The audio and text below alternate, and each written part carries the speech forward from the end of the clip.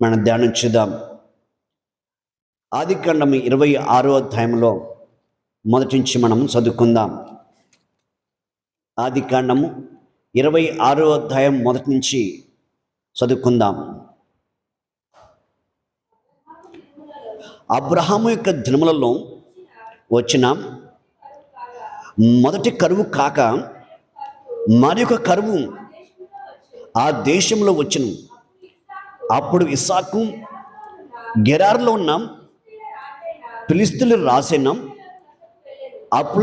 అబీమెలెకు వద్దకు వెళ్ళను. అక్కడ యెహోవా నువ్వు ఐగుప్తులోనికి వెళ్ళక నేను నీతో చెప్పిన యొక్క దేశమందును నివసించము, ఈ దేశమందును పరవశమై ఉండము, నేను నీకు తోడై ఉండి నిన్ను ఆశీర్వదించదును. ఏలైనగా నీకును నీ సంతానముకును ఈ దేశంలో ఇచ్చి నీ తండ్రిన అబ్రహాముతో నేను చేసిన ప్రమాణమును నెరవేర్చి ఆకాశం నక్షత్రములే నీ సంతానమును విస్తరింపచేసి ఈ దేశములను నీ సంతానముకు ఇచ్చేదను.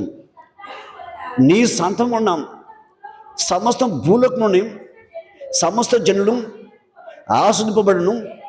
ఏలైనగా అబ్రహాము నా మాట విని నేను విధించిన దాన్ని, నా ఆజ్ఞలను, నా కట్టడలను, నా నియమములను గైకొనని చెప్పెను. హల్లెలూయా. ఇది విసాకు కాలం, అంటే అబ్రహాం యొక్క కుమారుడైన విసాకు కాలం. ఇది విసాకుతో మాట్లాడుతున్నాడు దేవుడు. అబ్రహాము కాలములో వచ్చిన కరువు మళ్ళీ రెండోసారి ఇస్సాకున్న కాలంలో కరువు వచ్చింది. ఈ ఇస్సాకుతో మాట్లాడుతున్నాడు దేవుడు.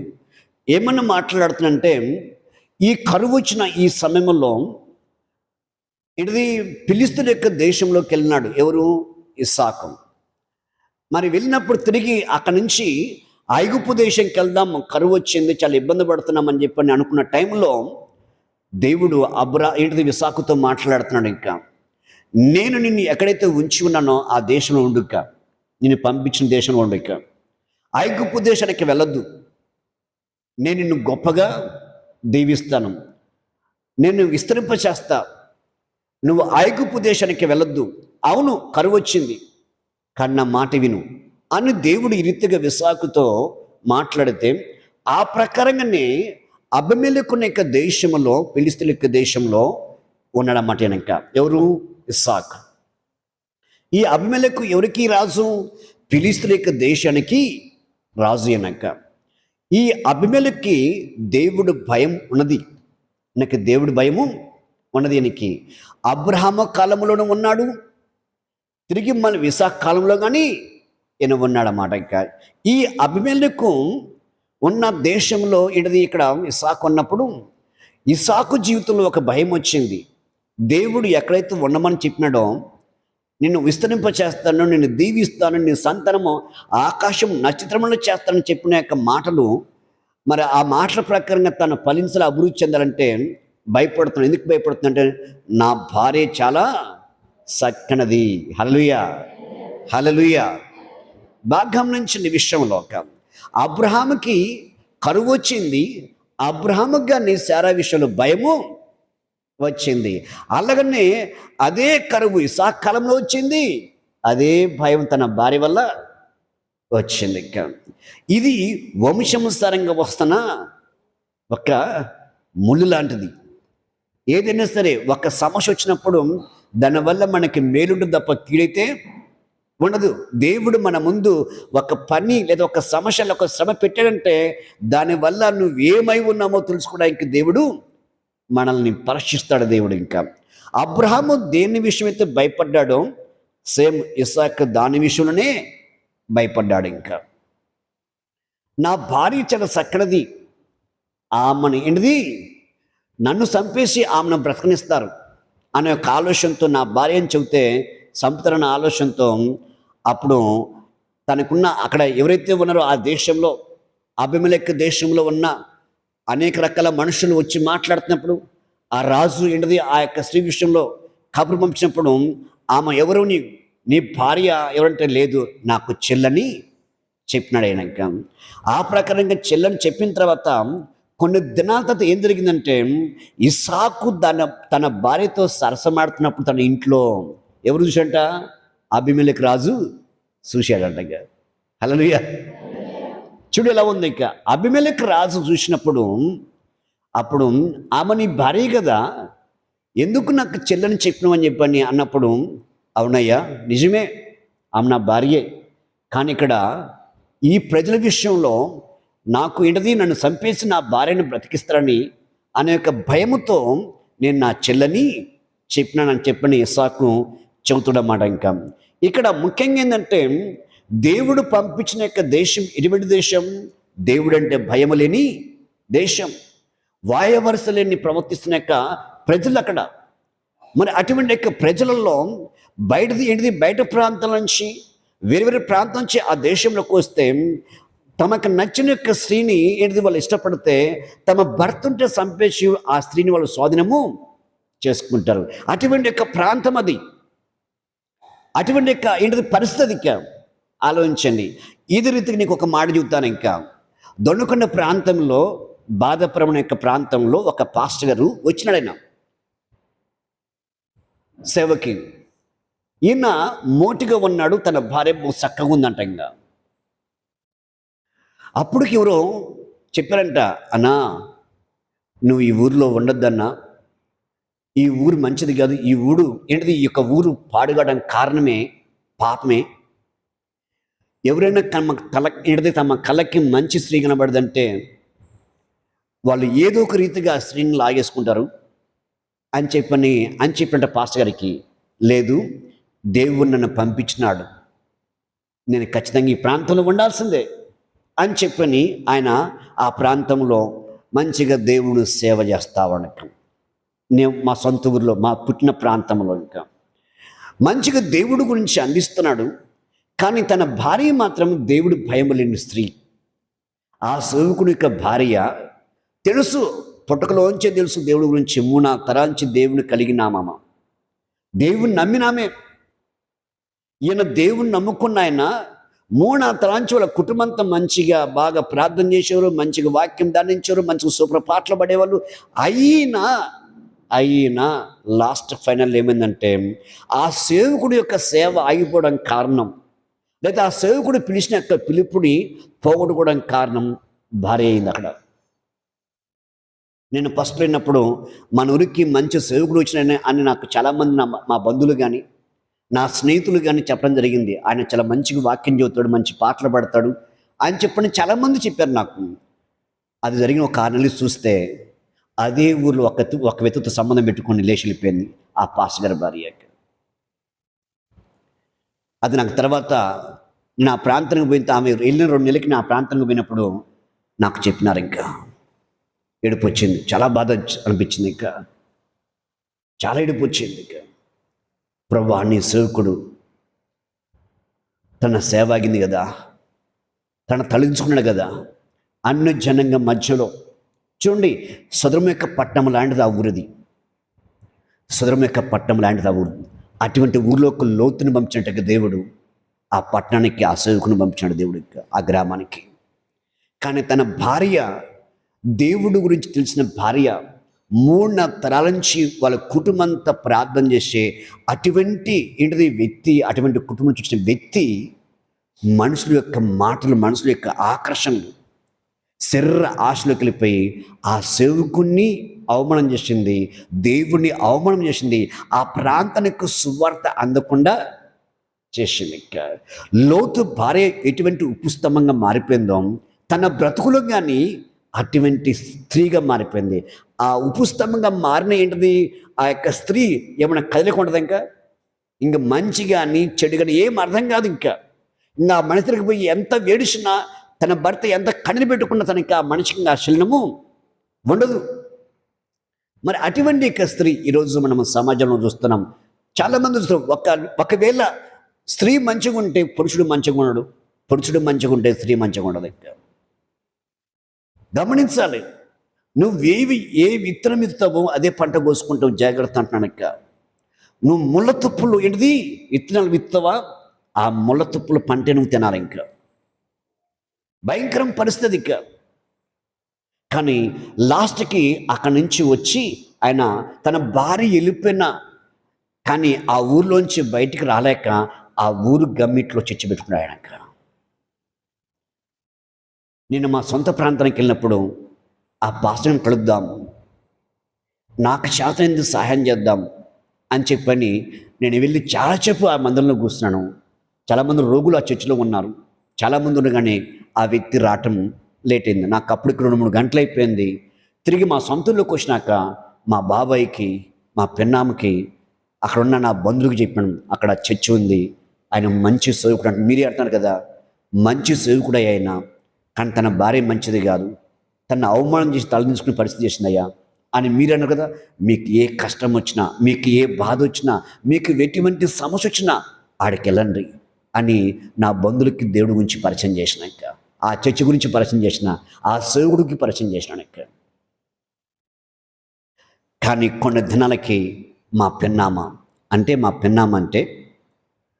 మా నాన్నని మా పెదనాన్ని ఎలా సాకినాడో మా జైనైనా, ఒక తల్లి తండ్రి లేని ఒక వ్యక్తి మా ఊర్లోకి వచ్చి బొడ్రాయి కాడ కూర్చున్నట్టు ఒక వ్యక్తి. ఒక నైట్ అంతా ఆ బొడ్రాయి కాడ పడుకున్నట్టుగా వాళ్ళు వీళ్ళు వెళ్ళి మాట్లాడుకుంటుంటే మా జైన విన్నాడంట. ఇంకా వెళ్ళి ఆ వెతికడికి వెళ్ళి, రే నా కాడ ఉంటావా, నిన్ను సాగుతారా అని చెప్పండి. ఉంటానయ్యా, నీ కడే ఉంటాను అని అంటంగా. ఆ ప్రకారంగా జైనైనా మా పెదనాన్నతో పాటు, మా నాన్నతో పాటు, మా అత్తలతో పాటు ఆయన పెంచాట జైనైనా. మా నాన్న తిరిగి పెదనాన్న, మా అత్తలు ఎలా కష్టపడ్డారో ఆయనగానే మా ఇంట్లో ఒక కుమారుడుగా కష్టపడ్డాట. లాస్ట్కి మా పెదనాన్నకి, మా నాన్నకి ఆయనకి పెళ్లి చేసిన తర్వాత మా నాన్నలతో పాటు ఎంత భాగం పంచాడో అంత భాగం ఆయనకి పంచాడంట. హల్లెలూయా, హల్లెలూయా. 25 ఎకరాలు పంచిచ్చిండు ఆయనకి. దాదాపు నాకు 12 సంవత్సరాల వయసు వచ్చేంతవరకు ఆయన ఇడది ఆ పొలం పంచటమే కాదు, చదువుకుంటా అంటే చదివించిండు ఆయనకి, మంచి చదివించినాడు. ఇంకా చదివిస్తే రైల్వే మెకానిక్ జాబ్ వచ్చింది ఆయనకి. మా నాన్న బాగా చదివించిండు, సొంత కొడుకు చదివించిన కానీ జాబ్ తెచ్చుకోలేదు, జాబ్ వచ్చింది, విడిచిపెట్టి నాకెందుకు ఈ జాబ్ అని. ఇంకా చాలా పొలం ఉంది, మా నాన్నకి మంచి పేరు ఉంది, మాకు మంచి పేరు ప్రఖ్యాతం చేసిన ఏ నిర్లక్ష్యం చేశాడు. ఆ తల్లి తండ్రి లేని కుమారుడు మాత్రం చదువుకున్నాడు, జాబ్ వచ్చింది. ఆయన చనిపోయేంతవరకు మా ఇల్లుని కనిపెట్టుకున్నాడు. ఆయన చెబితే నాకు తెలిసింది ఆయన ఎవరు అనేది. మా ఇంటి పేరే పెట్టుకున్నాడు. మా ఇంటి ఆయనకు పుట్టిన పిల్లలు బాబాయ్, పెన్నామ. వాళ్ళకి వెళ్ళి చెప్పిన దేవుడి గురించి చెబితే బాబాయ్, పెన్నాం వెళ్తామయ్యా. పెన్నాం అప్పటికి మా గ్రామంలో ప్రెసిడెంట్ అమ్మ, మా పెన్నామక్క. పెన్నాం మంచిగా దేవుడు పెన్నామంటే నేను వెళ్తానయ్యా, చర్చికి వెళ్తాను. బాబాయ్ వెళ్తాడు, నేను వెళ్తాను, తమ్ముడుగా వెళ్తాం, అందరూ చర్చికి వెళ్తాము. ఈ తిరిగా మా కుటుంబానికి దాదాపు ఆడ ఇంతమంది అంతమంది కుటుంబాలకు దేవుడి గురించి పరిచయం చేసిన, ఎవరు పెట్టిన మంచి సాక్ష్యం ఇచ్చారు ఆయన గురించి, పాస్టర్ గురించి. ఒక క్రిస్మస్ వచ్చిందంటే బాధపరం మొత్తం విడిద్దంట. హల్లెలూయా. నేను ఎందుకు చెబుతున్నానంటే, దేవుడి గురించి నీకు తెలియనప్పుడు వేరు, తెలిసిన తర్వాత చాలా జాగ్రత్త ఉండాలి. నువ్వు సరిగుంటే నీ ద్వారా అనేక మంది దీవించబడతారు. నువ్వు సరిగా లేకపోతే ఒక లోతు భార్యలాగుంటే నీ ద్వారా ఎంతోమంది చెడిపోతారు. జాగ్రత్త. ఎంతోమంది నష్టపోతారు, ఎంతోమంది నీ ద్వారా నరకంగా పోతారు. ఇంకా భయంకరమైన శిక్ష నువ్వు పొందే పరిస్థితి వస్తుంది. ఇంకా కాబట్టి మనము ఏ విత్తనం ఎత్తామో, ఏ పంట ఏ విత్తనం ఎత్తామో అదే పంట మనం కోస్తాం. మనం ఏం చేస్తామో పిల్లలకు అదే వస్తుంది. ఇంకా అదే రక్తం కదా, అదే రక్తం. ఇంకా దాన్ని మార్చడం కుదరదు. ఇంకా ఒకవేళ వేషం మార్చొచ్చేమో, కానీ రక్తం మార్చలేము. రక్తం మార్చడానికి వీలు పడదు. ఇంకా అటువంటి యొక్క పరిస్థితి సంభవిస్తూ అంటున్నాను. ఇంకా అందుకే ఇక్కడ చూద్దాం 6వ వచనం కాంచి, ఆదికాండం 6వ వచనం కాంచి 26వ అధ్యాయం. ఇస్సాకు గెరాలను నివసించెను. ఆ చోటు మనుషులు అతని భార్యను చూసి ఆమె ఎవరిని అడిగినప్పుడు అతడు ఆమె నా సహోదరని చెప్పాను. ఎందుకనగా రెబెక్క చక్కనిది కనుక ఆ చోటు మనుషులు ఆమె నిమిత్తం నన్ను చంపుదురేమో అని అనుకున్నాను. తన భార్యను చెప్పుకున్నటకు భయపడను. అక్కడ అతడును చాలా దినములు ఉండిన తర్వాత ఫిలిష్తీయుల రాజున అబీమెలెకు కిటికీలను చూసినప్పుడు ఇస్సాకు తన భార్యతో రెబెక్కతో సరసమనస కనబడను. అప్పుడు అబీమెలెకును ఇస్సాకును పిలిపించి, ఇదిగో ఆమె నీ భార్యే, ఆమె నా సోదరుని ఎలా చెప్తివని అడగగా ఇస్సాకు ఆమెను బట్టి నేను చనిపోదునమని అనుకుంటుని అతనితో చెప్పాను. అందుకు అబీమెలెకును, నీవు మాకు చేసిన ఈ పనేమి? ఈ జనంలో ఎవడైనా ఆమెతో నిర్భయముగా సేవించవచ్చునే? అప్పుడు నీవు మా మీదకి పాతకం తెచ్చిపెట్టదు అనను. అబీమెలెకును ఈ మనుషు జోలికను అతని భార్య జోలికను ఎల్లువాడు నిశ్చయముగా మరణము పొందునని తనతో తన ప్రజలందరికీ ఆజ్ఞాపించగా. హల్లెలూయా.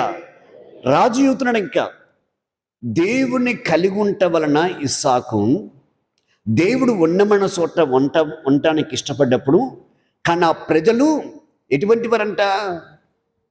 కానీ దేవుడి భయము లేనివారు, దేవుడు అంటే ఆశ లేనివారు, అటువంటి వారి యొక్క ప్రజల మధ్యలో ఇస్సాకు ఉన్నాడు. ఇంకా కానీ తన భార్య సక్కనైందని ఉండటం వలన తన భార్య చెప్పుకోవడానికి భయపడ్డాడు ఆయన. ఇంకా కానీ ఆయనను దేవుడు తగిన సమయం తగిన కాలంలో రాజుకి కనబడ్డప్పుడు ఆ రాజు అన్నాడు, ఎందుకు నీ భార్యని నా సోదరు ఎందుకు చెప్పినావు అని చెప్పంటే, అయ్యా ఇక్కడ మనుషులు నన్ను చంపివేదురమని భయపడి నా భార్యని నా సహోదరిని చెప్పినాను. హల్లెలూయా, హల్లెలూయా. చూడండి, అలాగా ఈ యొక్క ఇస్సాకు ఏ రీతిగా దేవుని భయం కలిగి ఉందో కలిగి ఉన్నాడు ఇస్సాకు, అలాగనే తన భార్య కానీ తన భర్త అడుగుజాడలో నడిచింది. ఇక భర్త అడుగుజాడలో నడిచింది. భర్త ఏం చెబితే అదే చేసింది. ఇక ఇదిగో నువ్వు నా చెలువని చెప్పు, లేకపోతే నిన్ను బట్టి నన్ను చంపేస్తారు అన్నప్పుడు అలాగనే చెప్పింది ఆమెక. భర్తకు ప్రాణానికి ఎటువంటి అపాయం లేకుండా, తనగా అపాయంలో పడకుండా వారు మనుషులకు చేయాల్సిన పనులు మనుషులు చేశారు, కానీ దేవుడు చేయాల్సిన పని దేవుడు చేశాడు. రాజు కంట్లో పడిన తర్వాత ఆ రాజు ఏంటంట, అబీమెలెకు రాజు పిలిచి ఏం చేశాడు, ఇస్సాకుని, ఆమె నీ భార్యే కదా అంటే, అవునయ్యా నా భార్యే, కానీ ఇక్కడ ఉన్న మనసును పెట్టి నేను భయపడ్డాను, నన్ను చంపేస్తానని, అందుకే నా సహోదరిని చెప్పినాను అని యొక్క మాట చెప్పినప్పుడు ఎమ్మటి ఆ రాజు చేసంటే ఆ దేశ ప్రజలందరికీ ఆజ్ఞ ఇచ్చినాడు, ఈ మనుషుల జోలైనను ఈ మనుషుని యొక్క భార్య జోలను ఒక్కవేళ వెళ్తే వాడికి మరణము శిక్ష విధింపబడుతుందని చెప్పాడు. రాజు ఆజ్ఞ ఇస్తే ఇంకెవరన్నా ఆ వైపు చూస్తారా? దేవుడు అంత అద్భుతం. ఎందుకు?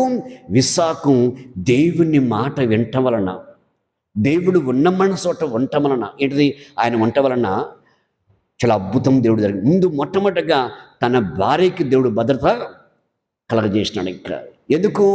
అబ్రహాము ఏ రీతిగా దేవుని కోసం దేవుడితో నడిచినాడో అదే రీతిగా ఇస్సాకు గారిని తన యొక్క తండ్రి యొక్క మార్గంలో కుమారుడు నడిచినాడు.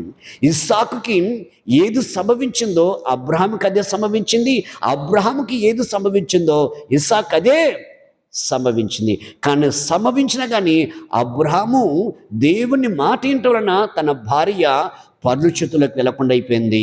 అలాగనే తిరిగి తన భార్య ఇస్సాకు భార్య కానీ పరుల చేతులు పోకుండా దేవుడు కాపాడినాడు. దేవుడు మాట వింటే చాలు, స్త్రీ అయినా పురుషుడైనా. ఒకవేళ నీకు దేవుడి గురించి తెలుసా, నువ్వు దేవుడు మాటను, నీ భర్త ఎటువాడు, నువ్వు దేవుడు మాటిను, నీ భార్య ఇటు పోదు ఇంకా. హల్లెలూయా. ఇంకొక విషయం చెప్తాను. ఈ పాస్టర్ గారి భార్య వెళ్ళిపోయిన తర్వాత, ఒక సంవత్సరం అయిన తర్వాత, ఎవడైతే తీసుకెళ్ళాడో ఆమెను చాలా కష్టపెట్టాడు, చాలా బాధ పెట్టాడు, చాలా చిత్రహింస పెట్టాడు. ఇంకా లాస్ట్కి వచ్చి ఆ ఊరికి వచ్చి, ఏ ఊరికి, బాలాపురంకి వచ్చి, నేను నా భర్త దగ్గరికి పోవాలంటే కష్టము, మీరు రండి నా భర్తకి చెప్పండి, నాకు కావాల్సిన నా భర్తే కారణం అని అడిగిందంటగా. వాళ్ళు అన్నారంట ఊర్లో వాళ్ళు, మేము చెడ్డలమ్మా, మాకు దేవుడు భయం లేదు, దేవుడు మాకు తెలియదు, నీకు దేవుడు తెలుసు కదా, మంచి సేవకుడైనా. ఈరోజు మేము ఎందుకు గౌరవిస్తున్నామని, ఈరోజు ఏంటిది క్రిస్మస్ అయినా, జన్మపోస్టర్ ఏదైనా మీటింగ్ పెడితే మేము ఎందుకు మా పొలంలోంచి పంట తీసుకెళ్తున్నాము, ఆయన మంచి సేవకుడని. కానీ ఆయన కాడికి వెళ్ళి నీ భార్యను చేసుకోమని చెప్పిన తర్వాత మాకు లేదని చెప్పారటగా ఆ ఊర్లో వాళ్ళు. ఇంకా హల్లెలూయా, హల్లెలూయా. వీళ్ళ చెడ్డలు, ఈ ఊర్లో వాళ్ళ చెడ్డోళ్ళు, కానీ ఆ మంచితనం ఏం చేసింది, వీళ్ళకి భయాన్ని కలగజేసింది. ఇంకా తిరిగి అయ్యా నీ భార్యను తప్పు తెలుసుకొని వచ్చింది కదయ్యా అని చెప్పేంత ధైర్యం మా కాడ లేదు అని ఆ ఊరు చెప్పారంటగా. 100కి 50% నా బంధువులే ఉన్నారు, తక్కిన 50% ఊర్లో వాళ్ళు ఉన్నారు. ఇక అక్కడ ఎవరైతే పెద్దలుగా పెత్తనం చేస్తున్నారో, ఎవరైతే గ్రామంకి ప్రెసిడెంట్గా ఉన్నారో, ఇల్లు అడిగితే మేము ఆయన దగ్గర పోలేం, మేము ఆయనకి చెప్పలేం. తప్పు చేసిందివే, నీ తప్పుకు దేవుడు శిక్ష వేసినాడు. తప్పు చేస్తే శిక్ష పడుద్దని నిన్ను బట్టి మాకు అర్థమైంది. తప్పు చేస్తే శిక్ష పడిద్దని నిన్ను చూస్తే మాకు అర్థమైంది. అందుకు కాబట్టి ఆయన దగ్గర మేము వెళ్ళి అడగలేము. పో, నా భర్త కావాలి, నేను చేసిన తప్పు అనుకుంటా, పోయి ఆయన కలబెట్టుకో. ఆయన చేసుకుంటే వెళ్ళి ఆయన దగ్గరికి, ఆయన చేసుకోకపోతే నీ దారినిది, మేమైతే ఆయనకు చెప్పలేమని చెప్పాను. తర్వాత ఈ యొక్క మాటలు కానీ ఒక్కో సంవత్సరం గడిచిన తర్వాత మళ్ళీ ఇదే మాటలు ఆ ఊరిలో చెప్పడం జరిగింది నాకు. ఇంకా కానీ పాస్టర్ గారి దగ్గరికి 2 సార్లు వెళ్తే ఆ పాస్టర్ నాతో కలవటం వీలు పడలేదు. అప్పుడు మా పిన్నాం చెప్పిందంట, మా అబ్బాయి కానీ సేవకుడయ్యా అని చెప్పాను. ఇంకా హల్లెలూయా. చూడండి, ఎందుకు ఈ మాట చెబుతున్నానంటే, దేవుని కంటే నువ్వు దేన్ని ప్రేమిస్తావో దాన్ని బట్టి నీకు శిక్ష పడుతుంది. ఇంకా ఆ శిక్ష నుంచి నేను ఇప్పించడం ఎవరి వల్ల కాదు. నువ్వు దేవుడిని కంటే దేన్ని ఎక్కువ ప్రేమించు, దానివల్ల శిక్ష వేసింది దేవుడు. దేవుడే శిక్ష వేసిన తర్వాత దాని నుంచి నిన్ను మార్చటము, నీ రాహతలు, నీ కాలగతులు మార్చటము ఎవడి వల్ల కాదు. కాబట్టి అందుకే మనము ఏం చేయాలంటే, దేవుని నమ్మిన వారము దేవుని ఎదుట మనం ప్రసన్న కలిగి బ్రతకాలి. ఒకప్పుడు మన జీవితం చూసుకుంటే రోతది, ఒకప్పుడు మనం బ్రతుకు చూసుకుంటే కుక్క కంటే వినం, పంది కంటే వినమంది. కానీ అటువంటి జీవితాలని ఆయన మనిషిగా మార్చిన మనల్ని, కుక్కలాగా పందిలాగా ప్రవర్తిస్తున్న మన బతుకులని ఆయన ఏం చేసినాడు, మనిషిగా మార్చండి, మనిషిలాగా బతకడానికి ఈరోజు మనకు సహాయం చేసినాడు. అటువంటి దేవునికి ఆయన్ని విడిచిపెట్టి మళ్ళీ పందిలాగా, కుక్కలాగా ఆ యొక్క బురదలో దొల్లెరీతిగా వెళ్ళే పరిస్థితి చేసామంటే మనకు క్షమాపణ లేదు, ఇంకా క్షమాపణ లేదు. ఇంకా అందుకే యేసు ప్రభు నమ్ముకున్న నీవు చాలా జాగ్రత్త అంటాను, చాలా జాగ్రత్త కలిగి మనం దేవుడితో కలిసి నడవాలి. అందుకే ఇస్సాకు జీవితంలో ఇస్సాకు దేవుడికి నమ్మకం ఉన్నాడు, అలాగనే తన భార్య కానీ తన భర్తకి నమ్మకంగా ఉంది. ఇస్సాకు దేవుడికి నమ్మకం ఉండటం వలన రాజునే మార్చేసినాడు దేవుడు.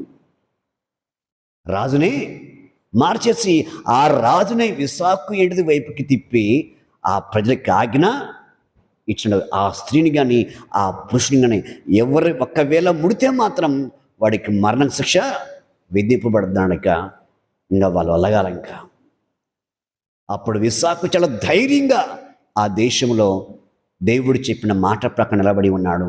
దేవుడు ఆ దేశ ప్రజల కంటే అద్భుతంగా ఇస్సాకుని దేవుడు దీవించును. సోదరు కింది మాటలు 12వ వచనంలో ఇస్సాకు ఆ దేశమందు ఉన్నవాడై ఇత్తనం వేసి ఆ సంవత్సరం నూరంతల ఫలము పొందెను. యెహోవా అతన్ని ఆశీర్వదించును గనుక ఆ మనుషుడు గొప్పవాడను, అతడు మిక్కిలి గొప్పవాడైను, క్రమముగా అభివృద్ధి పొందుతూ వచ్చను. అతనికి గొర్రెను ఆస్తియు, గొడ్లు ఆస్తియు, దాసులు గొప్ప సమూహమును కలిగినందున ఫిలిష్తీయులు అతనెందు అసూయపడిరి. అతని తండ్రి అయిన అబ్రహాము దినములో అతన్ని తండ్రి దాసులు తవ్విన బావిలన్నింటినీ ఫిలిష్తీయులు మన్ను పోసి పూడుసు వేసిరి. అబీమెలెకును, నీవు మాకంటే బహు బలము గలవాడును గనుక మా వద్ద నుండి వెళ్ళిపోమని ఇస్సాకుతో చెప్పగా, హల్లెలూయా. ఓ పక్క దేవుడు చెప్పిన మాట వింటన్నా తన భార్యకి తనకి భద్రత వచ్చింది. రెండోది ఏమైందంటే దేవుడు చెప్పిన మాట వింటవలన ఫిలిష్తీయుల దేశంలో దేవుడు ఏం చేసిన ఇస్సాకుని తన భూమిని బాగు చేసే విత్తనం విత్తి ఉండగా ఏంటంట 1000 రెట్లు ఆశీర్వదించాడు దేవుడు. ఇంకా దేవుడు ఆశీర్వదించాడు. ఇంకా కరువు వచ్చింది, ఆల్రెడీ ఆ దేశానికి కరువు వచ్చింది. ఆ దేశంలో చాలా ప్రాబ్లం ఉంది. ఆ దేశంలో పంట వేసినా ఏంటి ఫలితం లేదు. కానీ దేవుడు చెప్పిన మాట ప్రకారంగా ఆ దేశం అందరికి కరువు వచ్చింది, కానీ ఇస్సాకు మాత్రం కరువు రాల. ఆయనకు పంట కరువు రాలేదు, ఆయనకు కరువు రాలేదు. ఇక 1000 రెట్లు ఎడది తన పంట పడిందంట. అతను సమృద్ధుడు ఆస్తిపరుడు కావటం వలన ఆ ఫిలిష్తీయులు మొత్తానికి ఏమవుతుందంటే అసూయ వచ్చేసింది. ఆ ఫిలిష్తీయులకి రాజుగా ఉన్న అబీమెలెకు కానీ ఎలా వచ్చిందంట, చాలా ఆలోచన చేశాడంట, అరే ఇతను మనకంటే గొప్పవాడుగా అయిపోయినాడు. ఇంకా హల్లెలూయా, హల్లెలూయా. నేను అందుకే చెబుతున్నాను, దేవుడు ఆశీర్వదిస్తే ఇళ్ళది ఆశీర్వింపబడతాం, కానీ దేవుడు ఆశీర్వింపకుండా నువ్వు ఆశీర్వింపబట్టము అది అసంభవం, నువ్వు దీవించబట్టం అసంభవం. అది అందుకే మనం దేవుని యొక్క కట్టుబాటులో ఉండాలి, దేవుని యొక్క అడుగుజాడలో ఉండాలి, దేవుడు మనకు పెట్టిన నియమం ప్రకారం నడుచుకోవాలి. దేవుడు మన దేని నిమిత్తమైతే ఏ పనికి మనం పిలిచినాడో ఆ పనికి తగ్గట్టు నిలబడితే ఆయన దీవిస్తూ దేశమంతా కరువు వచ్చినా, నడిగడ్డ మొత్తం కరువు వచ్చినా నీ ఇంటికి మాత్రం కరువు రాదు. ఎప్పుడు నువ్వు దేవుడు నీకు ఒక క్రమం పెట్టాడు, ఒక హద్దు పెట్టినాడు, ఇంకా ఒక గీటు గీసినాడు. ఇంకా ఆ గీటు ప్రకారం ఎప్పుడైతే నువ్వు నడుచుకుంటా అడుగులు వేస్తావో దేవుడు ఖచ్చితంగా నిన్ను దీవిస్తాడు. ఇంకా హల్లెలూయా, హల్లెలూయా. నీకు చిన్న ఉదరకం చెబుతాను, ఇక్కడ ఉదరకం చెబుతాను నా భార్య విషయంలో ఒక సాక్ష్యం. ఎందుకంటే ఇక్కడ ఇస్సాకు భార్య గురించి మాట్లాడుకున్నాం. మరి ఆ ఊర్లోనే ఏంటది అంత సదురుమక్క పట్టణంలో ఉండడం అనుకోవటం కాదు, నడిగేలో కానీ ఉన్నారు. నేను అప్పుడప్పుడు చెబుతుంటాను దీన్ని బొంబాయి అనొచ్చనిక. ఎందుకంటే బొంబాయిలో ఎన్ని రకాల మనుషులు ఉంటారో నడిగడ్లు అన్ని రకాల మనుషులు ఉన్నారు. నాకు పెళ్ళైన కొత్తలో ఒక సంవత్సరం అయిపోయింది. అటువంటి టైంలో పాస్టమ్మ బయట కసుగుడుస్తూ ఉంది. అప్పుడు ఏమకి నేను పన్నే బట్టల ఈ జనాభా ఇదంతా చూసి పెద్ద స్థలం చూసి ఇది ఓడాలమో, ఇంత పెద్ద లంక ఇది, ఈ లంక నేను ఓడాలి కళ్యాణ ఇటువంటి పరిస్థితిలో ఉంది. పరిస్థితిలో ఉంది. నేనంటే పన్నోళ్ళు ఎంత బాగా గ్యాదర్ అవుతున్నారు అంటే, నేనంటే పన్నోళ్ళు ఏసుకుంటూ పన్నోళ్ళు నేను లేని టైంలో ఇంట్లోకి వచ్చేవాళ్ళు. ఈమె కానీ అటువంటి వాళ్ళతోనే కలిసి బయటికి వెళ్తుండేది. బయటికి అప్పుడు మనకు బాత్రూమ్ లేవు కదా, మనం పల్లెటూరు కొట్టి బయటికి వెళ్తాం కదా, అటువంటి పరిస్థితి ఉండేది. కానీ ఇటువంటి పరిస్థితుల్లో అందరూ అల్లరి చిల్లరి, భర్త అంటే తల్లంటే భయం లేని వాళ్ళే ఎంతో స్నేహం ఉన్నారు. నేను అప్పటికి నాకు సార్లు చెప్పాను, దేవుడు మందిరంలో పరిచయం చేస్తున్నారు చాలామంది ఆడపిల్లలు, వాళ్ళతో కలిసి ఉండు, నువ్వు బయట పట్టు వాళ్ళు తీసుకుని వెళ్ళి ఇదంతా నీదే అని చెప్పేవాడిని. కామ వినేది కాదు, ఎందుకంటే దేవుడు గురించి తెలియదు కాబట్టి, దేవుడు అంటే అర్థం కలదు కాబట్టి, అందులో పసితనంలో ఉంది కాబట్టి. అప్పుడు దాదాపు 14-15 సంవత్సరాల లోపలనే తప్ప ఎక్కువ వయసు లేదు అమ్మకి. కానీ మా నాన్న అప్పుడప్పుడు అంటున్నాడు, అనవసరంగా నువ్వు వద్దంటే నేను పెళ్లి చేశారని చెప్పి అంటుంటే, నేను చెప్పిన పెళ్లి చేయకుండా ఆలోచన చేయడం, పెళ్లి చేసినాక ఆలోచన చేస్తే ప్రయోజనం ఉంది, చెయ్యంత కాలిపోయిందిగా. కానీ మళ్ళీ ఉళ్ళంత కాలని అని చెప్పిన ఇంకా ఈడాకులు ఇస్తానేవాడు ఇంకా చెప్పినాం ఇది అయ్యే పని కాదని చెప్పాను. నేను సేవకుని వాక్యం చెప్పేవాడిని, దేవుని చిత్తం నడుస్తున్న వాడిని. ఇంకా అది గుడ్డిదైనా నడిదైనా కుంటిదైనా ఒక్కసారి పెళ్ళైన తర్వాత నాకు ఇది వద్దు అల్లది కావని చెప్పంటే దేవుని సేవకే నేను పనికిరాడని చెప్పిన. ఇంకా నోరు మూసినాను, ఇంక ఏం తన నోటి నుంచి మాట్లాడలేదు ఇంకా. కానీ అనుకోని రీతికి ఒక రోజు ఏమైందంటే నేను కరెక్టు అని వస్తూ ఉంది. ఇక ఒకరోజు అనుకోని రీతికి బయట కసు ఉడుస్తూ ఉంది. ఎక్కడి నుంచి నేను పంచలో కూర్చున్నాను, ఆ బయట కసు ఉడుతుంది. ఎక్కడి నుంచి రాయి వచ్చి ఆమె పడింది. ఇక ఎక్కడి నుంచి వచ్చింది అబ్బాయి రాయి అనుకున్నాను నేను. ఇంకా ఆయన నేను బయటికి వెళ్ళలేదు. ఇంకా తర్వాత ఆ రాయి వచ్చిన తర్వాత నేను మౌనంగా చూస్తున్నా, ఈ మనిషి వచ్చి నాకు చెప్పిద్దా లేదా అని. ఈ మనిషి వచ్చి నాకు చెప్పిద్దా లేదా అని. ఇంకా వచ్చి చెప్పింది, నా మీద రాయి వచ్చింది, చూస్తే మనిషి కనబడలేదు, రాయి వచ్చి పడింది అని చెప్పింది. సర్లే ఎవరైనా పిల్లలు ఆటాడుకుంటున్నామో, ఏది కాకులతో పెట్టలు కొడుతుందేమో అట్లా వచ్చి పడి ఉంటుందని చెప్పని నేను మనిషి కనబడలేదు కదా, తర్వాత చూద్దామని చెప్పాను. నాకు వేరే ఇష్టం. ఇంకా మరొక రోజు ఏంటిది, మా అమ్మ ఈ పాస్టమ్మ బావి కాడికి నిలగబోతున్నాను. ఇంకా ఆ బోరింగ్ కాడికి వెళ్తుంటే ముందు వెళ్ళింది మా అమ్మ, వెనక కొద్దిగా మిగిలిందన్నమాట. ఇంకా ఒక వ్యక్తి ఎమట వెళ్తూ మాట్లాడుతున్నాడు ఏమితో. అప్పుడు గట్టిగా వార్నింగ్ ఇచ్చిందంట, మా అమ్మ ఇంటి ఉందంటగా. అంతలో ఇక లాస్ట్కి మా అమ్మ ఆగురా అని చెప్పిందంటగా, ఆగు నాతో మాట్లాడదు అని చెప్పాను. ఇక లాస్ట్ కొట్టబెడానికి అమ్మ దండవమ్మ అని చెప్పానటగా. సరే ఈ రెండు మా అమ్మ వచ్చి నాకు చెప్పలేదు. ఈ ఆల్రెడీ నేను బయట కనబెడుతూనే ఉన్నాను ఇంకా. కానీ ఏ రోజు నా భార్యని అనుమానించలేదు. ఎందుకంటే నేను కరెక్ట్గా ఉంటే నా భార్య కరెక్ట్గా ఉండదు. నేను కరెక్ట్గా ఉండే చాలు. నా భార్య జోలు రావంటే వాడు ప్రాణం పోగొట్టుకుని బయట రావాలి ఇంకా అని చెప్పని ఈ తీరులో నేను ఒక మంచి నిర్ధారణ, దేవుడి మీద అంత ఆధారపడ్డాను, అంత నమ్మకం ఉంచాను. ఇంకా సేమ్ ఏం జరిగిందో బయట ఏం జరిగిందో నా కన్నం పెడుతున్నప్పుడు చెబుతుంది, పాస్టమ్ చెబుతుంది, పలానా వ్యక్తి, ఆయన ఎవరు నాకు తెలియదు కానీ పలానా వ్యక్తి నా ఎంట వచ్చినాడు, ఇట్లా నన్ను కొద్దిగా ఇబ్బంది పెట్టాడని చెప్పాను. ఇంకా తర్వాత ఇదిగో ఉదయకాలం నేను కసుగుడుతుంటే ఒక వ్యక్తి రాయేసినాడు, ఇలా జరిగిందని చెప్పాను. ఇంకా సాల్ అనుకునే, ఎందుకంటే ఈ మనిషిలో అలాంటి స్వభావం ఉంటే చెప్పేది కాదు, చెప్పిద్దా? అలాంటి స్వభావం, అలాంటి ఆలోచనలు చెప్పే అవకాశాలు ఉండవు. అలాంటి స్వభావం లేనప్పుడు ఖచ్చితంగా చెబుతారు. ఇంకా బాగా గమనించాలి, దొంగని ఎంతోసేపు మనము ఉండదు, ఇంకా క్షణం పెట్టి పట్టేయచ్చు మనం. ఇంకా కానీ ఇంతలోకి ఆమె ఎప్పుడైతే ఆ మాట చెప్పిందో ప్రార్థన చేస్తున్నా, నేను నీ సేవ చేస్తున్నా, నువ్వు ఉండమన్నావు కదా ఇక్కడ నడిగేట్లో, నేను ఉన్నాను, నేను నీ సేవ చేస్తున్నా, నాకు ఇంటికి ఏం జరుగుతుందో నువ్వు చర్య తీసుకుపోతే నా పరిస్థితి ఏంటిది? నాకే ఆధారం లేనప్పుడు, నాకే భద్రత లేనప్పుడు వాళ్ళకి వెళ్ళి నేను ఎలా చెప్పగలను? అమ్మ యేసుప్రభుని నమ్ముకోండి, అయ్యా యేసుప్రభుని నమ్ముకోమని చెప్పంటే వాళ్ళు నాకు చెబుతారు, అయ్యా నీ భార్యను చూసుకుపో, నీ కుటుంబం చూసుకుపో అంటారు కదా అని చెప్పని నేను ఇతరులో దేవుడిలో ప్రార్థన చేసినప్పుడు, ప్రార్థన చేసిన రెండో రోజే ఆ రాయి వేసిన వాడు వచ్చిండు. ఎట్లా వచ్చిండు? తేలు గుట్టింది. ఎడ గుట్టిందమ్మా? ముడ్డి గుట్టింది. కొట్టం అట్టండి కదా, వాడికి పెళ్ళి ఎప్పటికేంటిది 3 నెలలు పెళ్ళయి 3 నెలలు పెళ్ళయింది. కానీ రాయి వేసింది ఆమె కనబల్ల, నాకు కనబల్లా, కానీ ప్రార్థన చేసిన రాయబడింది. మరి ఒక మనిషి ఇలా వెళ్ళినాడు, ఇది పరిస్థితి. కానీ మా అమ్మ చెప్పలేదు, ఎందుకంటే తల్లి ఎప్పుడైనా సరే చెబితే ఏమైనా అయిద్దామో, కొట్టుకుంటారేమన్నా ఆలోచన వస్తుంది కదా తల్లిదండ్రులకి.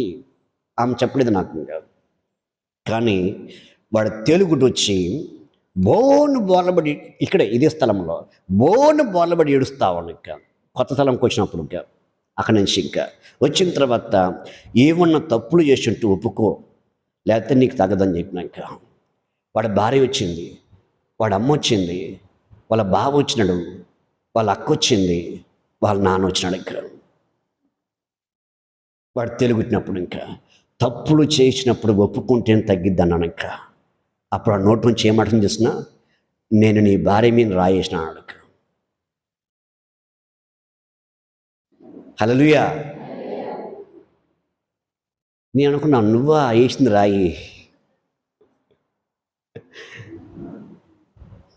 చూడలా ఉంది. ఇంకా పాస్టర్ ఇక్కడ చూస్తుంది, వినకుండా చూస్తుంది. ఇంకా నేను ఎందుకు ఈ మాట చెబుతున్నానంటే, దేవుని సేవకుడు అనేవాడు దేవునిందు భయభక్తులు కలిగి ఉన్నప్పుడు తన భార్య ఎటువంటిదైనా సరే దేవుడు అద్భుతముగా మార్చుకుని తన ఇంటి గేటు దొక్కటము అసంభవం, భయం కలగజేస్తాడు ఇంకా దేవుడికి.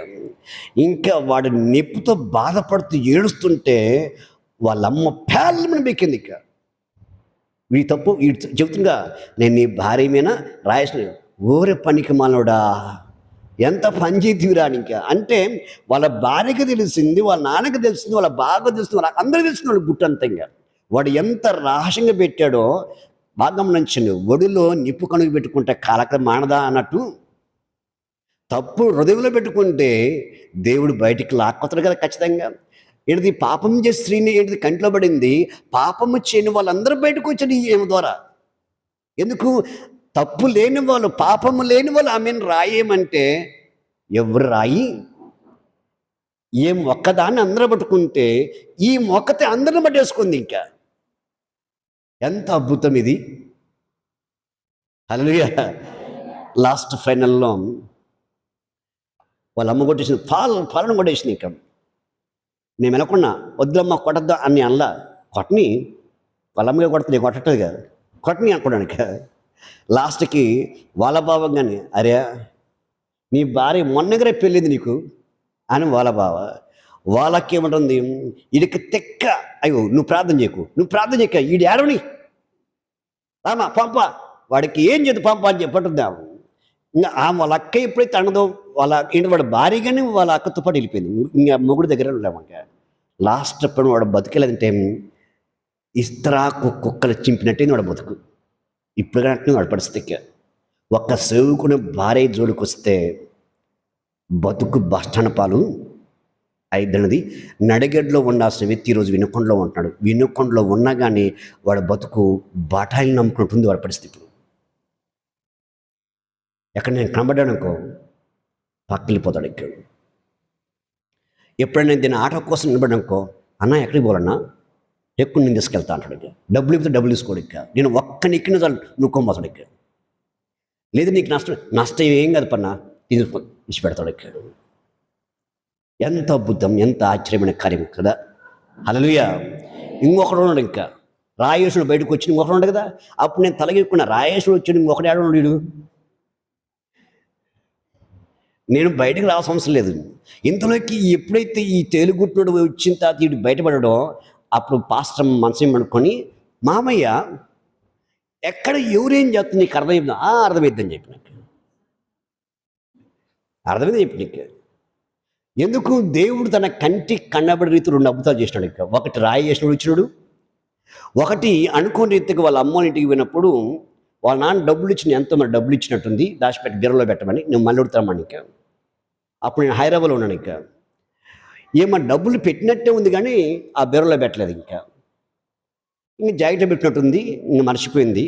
సడన్గా వాళ్ళ నాన్న వచ్చి, అమ్మ డబ్బులు ఏమైందాక నీకు డబ్బులు ఇచ్చాకమంటే ఏమంటే ఆ బీర వెతుకులాడింది కనబడలేదు, ఏమో జాకెట్ కనబడలేదు. ఇంకా అప్పుడు వాళ్ళ నాన్న లేచాడు. ఇక నువ్వు ఇట్టదాని కాబట్టి ఆయన కాబట్టి ఒడుచుకుంటున్న అల్లుడు, నా అల్లుడు దేవుడు, నువ్వే దయ్యాని అని ఇట్లా మాట్లాడుతూ కోపంలో కొట్టబోయాడు. ఇంకా కొట్టబోయడానికి ఏమైంది, నేను ఇంటికి ఆడను, నేను మా ఇంటికి పోతా అంటుందట. ఇక బయటికి పో అని అడిగింది. నేను ఎప్పుడైనా సరే పెళ్ళైన తర్వాత డైరెక్ట్గా ఇంటికి వస్తాగానే అత్తగారికి ఇవ్వను. భార్య పంపిస్తే నేను పోయి తీసుకోను, ఆమె రావాల్సిందే, లేకపోతే వాళ్ళు తీసుకొని ఇచ్చిపెట్టాల్సిందే. అటువంటిది నా పరిస్థితి. ఇంకా కానీ ఆ రోజు ఇంటికి రావాలని టికెట్ ఇస్తున్నాను అని బస్సులో కూర్చొని చిలుకూరుపేటకి బస్సు ఇంటికి టికెట్ ఇస్తున్నాను. ఇంకా నేను తలగిక్కుంటున్నా, ఎందుకు చిలుకూరుపేట పోతే నాకేం పడిందాడా, అలాగే ఏం లేదు కదా అని చెప్పి అనుకుంటున్నాం. అంతలో ఎక్కిపోయడానికి మెలుకొని గుడ్లగులా కూర్చోంది. నైట్ 1 గంట దాకా కూర్చొని ఏడుతూ అంటుంది. ఇక మరి ఇదేంటి రబ్బా అనుకోని నేను ఇక ఏమైందమ్మంటే, మామయ్య పంప అని చెప్పి అంటుంది ఆ బ్యాగ్ తీసుకొని. ఇప్పుడు 1 గంట అయిందమ్మా అని చెప్పినాక నేను మామూలుగా బస్సు దిగిపోతుంటేనే అక్క బాబు ఇద్దరు అడిసాడు నన్ను, ఈ టైం వచ్చిందయ్యా నీకు, మళ్ళీ ఈ టైం తీసుకొని ఇంకో నువ్వు కాకుండా నేను కానీ అవ్వబడాల్సి వస్తుంది, ఇది కాదులే పొద్దున పోదాను. ఇంకా నేను క్షణమున్నావు, నువ్వు వత్తవరావా అని చెప్పి అంటుంది ఆ బ్యాగ్ పెట్టుకోండి. ఇంకా ఆగని చెప్పాను. ఇంకా అసలు ఏమైందంటే ఇలా జరిగింది అని చెప్పంటే తప్పు నీదే కదా అని చెప్పినాక, తప్పు నీ వైపు పెట్టుకుని మళ్ళీ ఆయన అంటే కరెక్ట్ కదా. మరి కన్న కూతురు కాబట్టి డబ్బులు ఇచ్చి దాచిపెట్టమని, మరి క్షణంగా ఏదో ఆయనకు అవసరం వచ్చింది, మరి ఇకపోతే ఇబ్బందే కదా అని చెప్పని చూడని చెప్పినాను. నేను చాలాసార్లు చూసి మామయ్య అని చెప్పాను దగ్గర. సరే ఆమె అడిగి పండుకొని ఇంటికి పండుకొని నేను ఆలోచన చేస్తున్నా, ఈ డబ్బులు ఎడబెట్టిందని ఆలోచన చేస్తూ మనసులో ప్రార్థన చేసుకుంటున్నాను. ఇంకా ప్రభు ఈ డబ్బులు ఎక్కడ ఉన్నాయో తెలియపరచమని. వెనక సైడు కనబడుతున్న డబ్బులు కనబడుతుంది. నేను ఈ పక్కకి వెళ్ళడం ఆ పక్కకి వెళ్ళేది వెనక సైడ్ కనబడుతున్నాయి నాకు. ఒక్కసారి చేయి పెట్టమని చెప్పినాక చేయి పెడితే కరెక్ట్గా చేయమంటూ డబ్బులు పెట్టుకొచ్చినాయి. ఇంకా వచ్చినాయి కదా, ఇంకా అప్పుడు లేసి ఎప్పుడు 1 గంట టైం లేసి వాళ్ళ నాన్న పక్కన నీ డబ్బులు తీసుకో అని చెప్పాది. ఈ 2 చూసిందన్నమాట ఆమె. ఇంకా ఈ 2 చూసి దేవుడు ఎక్కడ ఎవరు ఏం చేస్తా నీకు కనబడుద్ది అని చెప్పినాక, కానీ గోతాలు సొంతంలో కనబడుతున్నాను అని చెప్పినాక, నేను మనసు పెడితే ఎక్కడున్నా కనబడతాడు, నేను మనసు పెట్టకపోతే కనబడరు అని చెప్పింది అత్త. లాస్ట్కి ఇదంతా అయిపోయింది. ఒక నెల రోజులకి అయిపోయడానికి వాడు వచ్చాడు. ఇంకా ఎవడు మాట్లాడుతున్నవాడు. ఇంకా వాడు ఎలా వచ్చాడంటే, వాడిది విచిత్రమైన కథ. వాడిది చాలా విచిత్రమైన కథ. పెళ్లి చేసుకున్నాడు, అప్పటికి 2 సంవత్సరాలు అయితే పిల్లలు లేరు. వాడు ఇంటి పట్టునే వంటలే అండగా. వాళ్ళ భార్య చచ్చిపోతుంది. ఇంకా ఆమె ఏదో ఏదో కూరగాయలు ఏదో అమ్ముకుంటుంది. ఆమె ఇంకా, అన్న నాకు కూరగాయలు అమ్ముడుపోవట్లేదన్నా అంటే 3 బొట్లు పెట్టిద్దామా, 3 బొట్లు పెట్టిద్ది. కానీ అయినా కానీ దేవుడి సందుకు వచ్చింది. ఇంకా నేను అక్కడ ప్రార్థన చేయమంటుంది ఏమేమా, 3 బొట్లు పెట్టింది, అసలు ఈమెకి ఎలా నమ్మకం ఉంది ఏం కథ అని చెప్పని. ఏమ్మా అంటే, నాకు యేసు ప్రభు ఇష్టమేనా, మీరు మైక్లో చెబుతున్నారు కదా నేను వింటున్నాను అని చెప్పింది. సరే అట్లా వేకుజామునది మనకి 5 గంటల బస్సు పిలిపిద్ది కదా, ఆ బస్సు కంటే ముందు చర్చిలోకి వచ్చి గంపాడు పెట్టుకొని ప్రార్థన చేసుకుని వెళ్ళేదమ్మక. కొన్ని రోజుల తర్వాత ఆమె నాతో మాట్లాడుతుంది. ఏమని మాట్లాడుతుంది, నా కోసం ప్రార్థించన్నా, నా భర్త కోసం. దాదాపు 4 సంవత్సరాలు అవుతుంది పెళ్ళి, నాకు పిల్లలు లేరు. ఒకటి. రెండోది, నా భర్త నా ఇంటి పట్టు ఉండట్లేదు, పోయి వేరే వాళ్ళ దగ్గర మగవాళ్ళ దగ్గర ఉంటాడు వాడు ఇక్కడ అని చెప్పి ఈ రీతిలో ఆమె చెప్తా వచ్చింది. ఇంకా చూసింది 5 సంవత్సరాలు అయిపోయింది. వాడికి చెప్ప చేయకుండా భార్య వెళ్ళిపోయింది. ఇంకా వేరే వాళ్ళ తీసుకుని వెళ్ళిపోయింది. ఇంకా వాడు తోలుకున్న కొంతలో వాడబడ్డాడు. ఇంకా అది జరిగిన 15 రోజులకి వచ్చాడు నా కాడికి, ఏడ్చుకుంటూ వచ్చాడు. ఇంకా అన్న నా భార్య వెళ్ళిపోయిందన్న, ఇప్పుడు నేను సమాజంలో బతికినా కానీ సచిన్తో సమానమవుతున్న పరిస్థితి, నాకున్న ఇలువంత పోయింది, పరువంత పోయింది. ఇప్పుడు నాకేం చేయాలి అర్థం కావట్లే అడక్క. బాయ్ ఏదన్నా నువ్వు తప్పులు చేసి ఉంటే ఆ తప్పు, నువ్వు చేసిన తప్పులే నీ జీవితంలో జరుగుతాయి బాయ్.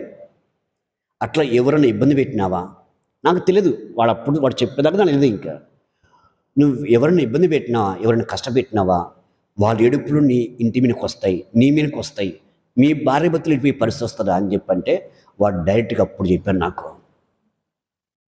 అన్న ఇలా జరిగిందన్న, వదినమ్మ ఇంటిది బోరింగ్ కాడికి వెళ్తుంటే నేను ఇట్లా మాట్లాడను, ఆ తప్పే ఈరోజు నా కుటుంబంలో నా భార్య వెళ్ళిపోయింది అని చెప్పాడు. ఇక్కడ హల్లెలూయా. ఎందుకు ఈ మాట నేను ఇంత బహిరంగ నీకు మాట్లాడుతున్నా అంటే, నేను ఎప్పుడూ మా భార్య గురించి ఎప్పుడు నేను ఎక్కడ మాట్లాడే విషయం ఈరోజే మాట్లాడేందుకు. ఇక్కడ ఇస్సాకు దేవుడు చెప్పిన చోట, ఉండమన్న చోట ఉండిన తర్వాత అక్కడ పరిస్థితులు ఉంటాయి. ఆ ప్రాంతంలో పరిస్థితులు ఏంటంటే, అక్కడ చక్కనైన స్త్రీని చూస్తే అక్కడ ఆ వ్యక్తిని చంపేస్తే ఆ స్త్రీని వాళ్ళు స్వాధీనము చేసుకునే పరిస్థితి ప్రాంతంలో ఉన్నాడు. ఎవరు? ఇస్సాకు.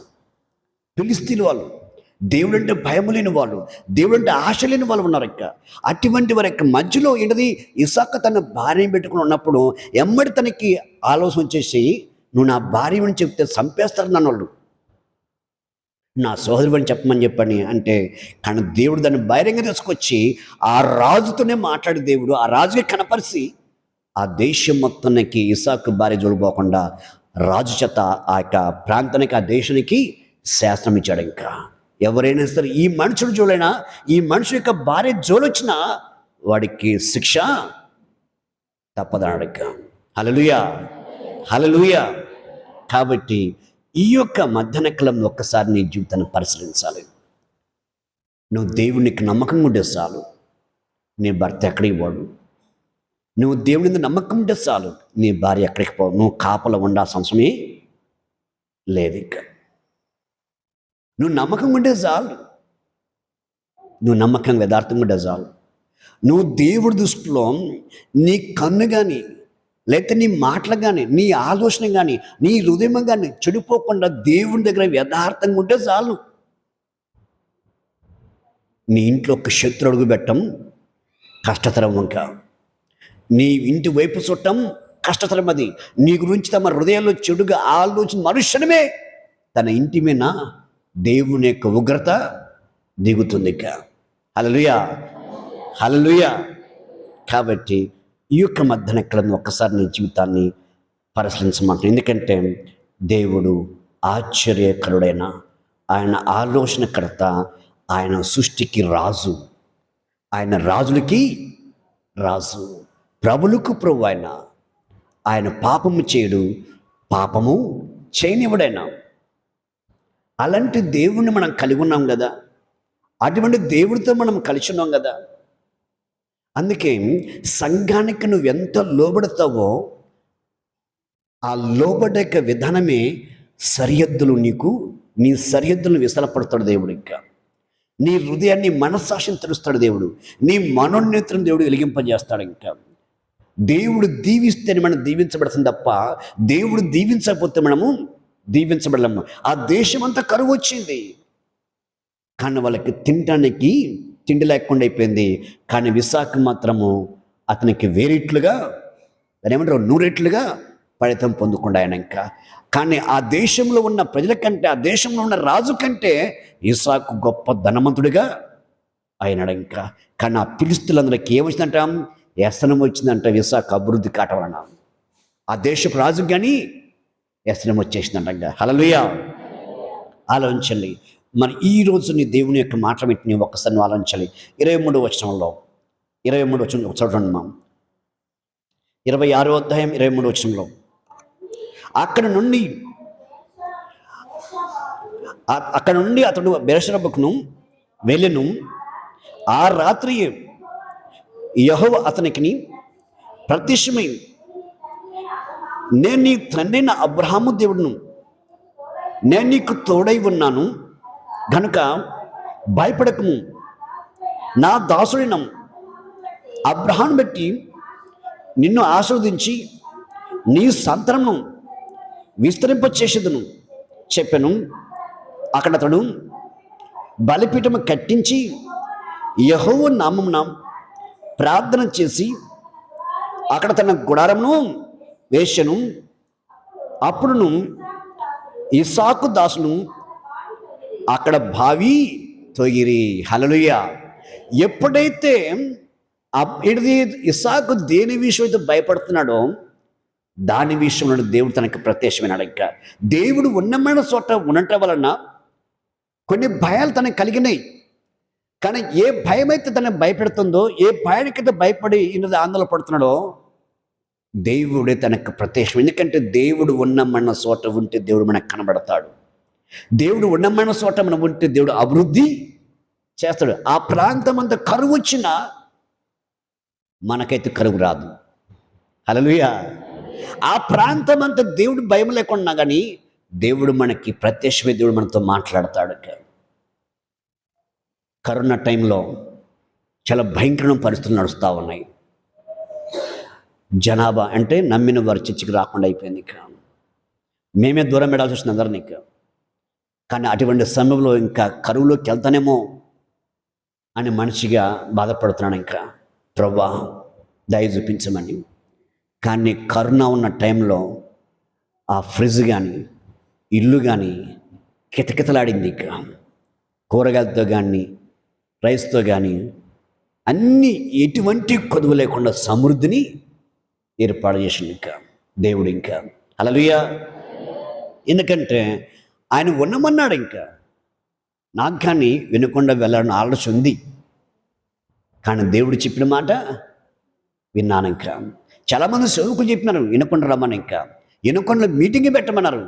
దేవుడు చెప్పిన వినకుండా ఇటు రావాలి, కానీ మనం ఇటు నుంచి అటు పోకూడదు. ఎందుకు?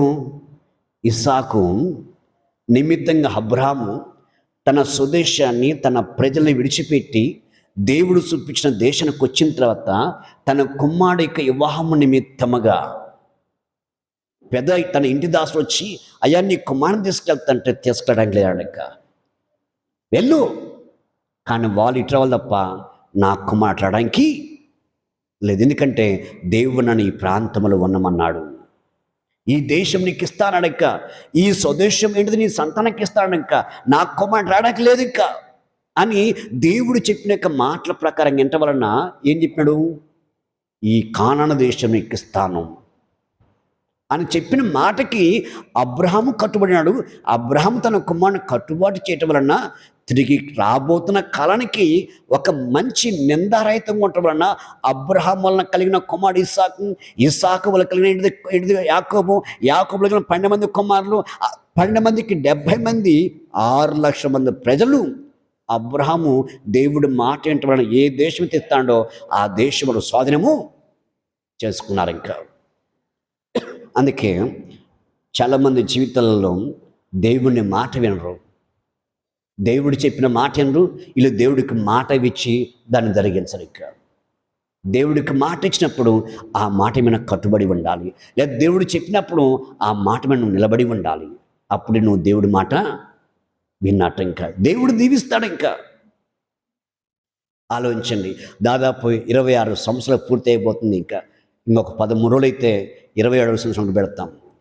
భయంకరమైన కరువు ప్రాంతంలోంచి దేవుడు మనల్ని ముందుకు నడిపించాడు. ఇంకా ఒకప్పుడు చెట్టు కింద ప్రార్థన నడిచింది, ఈరోజు గొప్ప మందిరంలో ప్రార్థన చేసుకుంటున్నాం. రాబోతున్న కాలంగా ఏంటిది, లక్షల మంది పెట్టే మందిరం దేవుడు కట్టబోతున్నాడు. ఇంకా ఆ పనికి లేదా ఆ పరిచర్యకి దేవుడు తన చిత్తంలోని వారిని ఏర్పాటు చేసుకుంటాడు. ఇంకా ఈ పని నాది కాదు, దీన్ని నడిపించేది నేను కాదు, ఈ సంఘానికి సురుసు నేను కాదు, దేవుడు. దీని అంతటికి ఆధిపత్యం ఆయనది, అధికారం ఆయనది. కాబట్టి ఇటువంటి యొక్క దేవునితో మనం నడుస్తున్నప్పుడు, దేవుని కలిగి ఉంటున్నప్పుడు ఎలా ఉండాలి, చాలా జాగ్రత్తగా మనము ఉండాలి. ఇంకా అందుకే దేవుడు నిన్ను పిలిచిన యొక్క పిలుపులో నమ్మకంగా ఉండాలి. హల్లెలూయా. ఒక రోజున ఆలోచన చేస్తా ఉన్నాను. ఇంకా స్వప్నక్క దాదాపు నాది 26 సంవత్సరాలు అయితే ఆమెది 25 సంవత్సరాలు అయింది సేవ. ఆమె సేవలోకి వచ్చి చాలాసార్లు ప్రార్థిస్తున్నాను. ఇంకా అయ్యా వయసు పైన పడుతుంది, తను ముందుకెళ్ళకపోతుంది, నేను కానీ కొన్ని విషయాలు ముందుకెళ్ళకపోతున్నాను, దయ చూపించు అని నేను అన్నప్పుడు, ప్రార్థిస్తున్నప్పుడు కొన్ని ఒత్తులు తనకి సంఘంలోంచి కానీ తనకి చాలా ఒత్తులు వస్తున్నాయి పరిస్థితులను బట్టి. ఇంకా ఆలోచించిన ప్రభు ఏం చేయాలని ఆలోచన ప్రార్థన చేస్తున్నాను. ఇంకా సంతమం యొక్క ప్రాంతంలో నమ్మిన వారు వెనక్కి పోయి మళ్ళీ దేవుళ్ళకి వచ్చిన నిలబడ్డారు. ఇంకా ఇదంతా ఆలోచన చేస్తున్నప్పుడు దేవుడు ఆల్రెడీ అక్కడ ఎవరైతే ఈ నీలావతనామా అన్న మన మందిరంకి స్థలం కొనుక్కుందాం, మేము అంత దూరం నుంచి రావాలంటే కష్టమవుతుంది, మేము ఇక్కడి నుంచి ఏంటిది మా ఊరు నుంచి వినకుండా దాకా బాగానే వస్తున్నాం, కానీ అక్కడి నుంచి నడిగడి రావడం మాకు ఇబ్బంది అవుతుంది అని చెప్పినప్పుడు ఆమె అన్నది, ఇక స్థలం చూద్దామన్నా, మందిరం కొనుక్కుందాం, నేను డబ్బులు ఇస్తాను మందిరం స్థలం కొనడానికి అని చెప్పాను. ఇక సరే అమ్మా అని చెప్పిన. ఇక్కడ ఆమె ప్రార్థన చేస్తుంది, ప్రభు మందిరానికి స్థలం కొనాలని తండ్రి మేము ప్రార్థిస్తున్నాను, నా ప్రార్థన ఆలకించు. నేనైతే ఆ మందిరము స్థలం ఎన్ని సెంట్లు కనుక్కుంటుండో అన్ని సెంట్లకి నేను మందిరానికి డబ్బులు ఇస్తాను ప్రభు అని చెప్పేసి ఏమో ప్రార్థన చేస్తున్నట్ట. ఇంకా ప్రార్థన చేస్తుంటే దేవుడు ఆమెతో మాట్లాడినట్ట, నా కుమార్తె నిజమే, నాకు మందిరం స్థలం కొనటం మంచిదే, కానీ నువ్వు మందిరం స్థలం కొనేదానికంటే నీ స్థలమే ఉంది కదా, రోడ్డు అమ్మటి నీ స్థలమే ఉంది కదా, ఆ స్థలం నా పని కొడమన్నట్టుగా, నువ్వు నా పని కొడితే నేను చెప్పిన మాట ప్రకారం నిలబడితే నేను నీ కుటుంబాన్ని దీవిస్తాను అన్నట్టుగా. హల్లెలూయా, హల్లెలూయా. ఎప్పుడైతే ఈ మాట దేవుడు తనతో మాట్లాడినాడో ఆమెకు అర్థం కాక, అన్న మీరు ఒకవేళ ఈ నర్సరాపేటకు వస్తే మన ఇంటికి రండి, మీతో చిన్న పని ఉందని చెప్పాను. సరే అమ్మా అని చెప్పాడు. ఇంకా లాస్ట్కి ఒక 10 రోజులతో ఇప్పుడు నెల రోజులు అయి పట్టింది. ఆ ప్రాంతం పోతున్న ఫోన్ చేసినప్పుడు నేను వస్తున్నాను ఇంకా. సరే ఈ రోజు నేను ఇంటికాడే ఉంటానని చెప్పని ఇంటికాడ ఉంది ఇక. మనం మందిరంకి స్థలం కొన్నాకున్నాం కదా. కానీ దేవుడైతే నేను ప్రార్థన చేస్తుంటే నా హృదయంలో ఇదే తలంపు వస్తుందన్నా, ఇదే స్వరం వినబడుతుంది. మరి ఏం చేద్దాం దావసర్రా అని ఆ స్థలం చూపించింది నాకు. ఇంకా అది మందిరానికి చాలా అనుకూలంగా ఉంది స్థలం. అది ఇక అది ఊరికి పై ఎత్తుంది స్థలం, ఊరికి పై ఎత్తుంది, రోడ్డుకి మార్జిలో ఉంది. ఇక పక్కన ఏంటిది కరెంటు స్తంభం ఉంది. ఇక ఆ స్థలానికి కరెంటు స్తంభం ఉంది. ఇక అంత అనుకూలంగా ఉంది ఆ మందిరం, ఆ స్థలం అంతా. ఇక దేవుడు చెప్పింది కరెక్టే, ఇక్కడ ఉన్నది కరెక్టే. ఇది దేవుని మందిరానికి చాలా అనుకూలంగా ఉందమ్మా. ఇది 10 మంది రావడానికి మంచి రోడ్డు మార్జిలో ఉంది, కరెంటు ఉంది, బాగుంది. ఇది దేవునికి చెప్పిందే కరెక్ట్ అని చెప్పిన తర్వాత అప్పుడు కాగితాలు చూపించింది. 5 సెంట్లు స్థలం ఉందన్న ఇది అని చెప్పాను. ఇక నేను మందిరానికి రాసిస్తాను. ఇక నా కుమార్తె పెళ్ళి అయిపోయిన కొన్ని దినాలకే నేను మందిరానికి రాసిస్తాను. మన మందిరం స్థలం కొందాం అనుకున్నాను కదా. ఆ మందిరానికి ఎంత పడుతుందో స్థలం, ఎంతగా అనుకుంటున్నావో అంత స్థలానికి నేను డబ్బులు ఇద్దాం అనుకున్నాను. కానీ ఈ స్థలం రాసిస్తా అని చెప్పాను. ఇక హల్లెలూయా. ఎందుకంటే దేవుని కోసం ధారాళంగా దేవుని ఎదుట మనం నిలబడితే, గుప్పులిప్పి వారు ఉంటే దేవుడు కానీ అద్భుతం చేస్తాడు. ఇంకా ఆ అబ్బాయికి నెలకొచ్చి ₹1,00,000 జీతం. ఆ అమ్మాయిని చేసుకున్న అబ్బాయి లాస్ట్కి కట్నం నేను అంత ఇవ్వలేనయ్యా ₹1,00,000 మంచిదని ఒప్పుకున్నాడు. జాబు ఇంట్లో కూర్చుని చేసే జాబ్ అది. ఇక కంపెనీ పోయేది కాదు. ఇక మరి అటువంటి యొక్క జాబు ఇక చూడు ఎంత అద్భుతమో. నెలకొచ్చి ₹1,00,000 అంటే ఈ అమ్మాయి వాళ్ళ అమ్మ లేకుండా ఇటు బయటికి పోలేదు. కానీ అలాంటిది దేవుడు గొప్ప అద్భుతముగా మార్చిన. అదే కాదు, ఇంకేమంటే పెళ్ళి చూస్తే చాలా అద్భుతంగా జరిగించాడు దేవుడు పెళ్ళి. అదే మనం దాదాపు 3-4 తరం నుంచి మనం క్రైస్తవం చెప్పుకుంటున్నాం. నేను ఇప్పుడు కానీ చెబుతాను కొన్ని స్థలంలో. ఇప్పుడు మన పల్లె కానీ ఇక్కడ మన కాలనీ కానీ దేవుడు నమ్మి ఉంటారు. ఇక చర్చికి వెళ్తారు, పెళ్లి టైంకి బాపను తీయబోతారు. ఇక ఎడిపోతారు, దేనికి పోయేది లగ్గం విడుచుకోవడానికి. వాళ్ళ అబ్బాయి పెళ్ళి ఎత్తే, వాళ్ళ అమ్మాయి పెళ్ళి ఎత్తే లగ్గం విడుచుకోవడానికి వెళ్తారు. ఈ కాలనీ కానీ ఆ కాలనీ కానీ ఈ గడ పుట్టిన కాంచి దేవుడిని నమ్మిన వారు ఉన్నారు. ఇక కానీ దేవుణ్ణి కట్టుబాట్లు లేరు. దేవుణ్ణి సేవకుని, దేవుణ్ణి వాక్యని పక్కకి పెట్టి వాళ్ళ పెళ్ళిళ్ళప్పుడు బాపన దగ్గర పోయి లగ్గం విడుచుకొని వస్తారు. ఇంకా కానీ లగ్గం విడుచుకొచ్చిన ఏంటి పెళ్ళి చేసిన పిల్లలు సక్రంగా లేవు. ఈరోజు దేవుణ్ణి తక్కువ చేసి, దేవుణ్ణి చిన్న చూపు చూసి, దేవుణ్ణి నిర్లక్ష్యం చేసి, అలక్ష్యం చేసి దేవుడి మీద తిరగబడి అవిధేయత కలిగి జరిగించిన పిల్లలు ఈరోజు చక్కగా లేవు. ఆలోచించారు. మరి అటువంటి పరిస్థితి. కానీ ఆనాటి నుంచి ఈనాటి వరకును 26 సంవత్సరం దాదాపు 170-160 పెళ్ళిళ్ళు చేసినాం.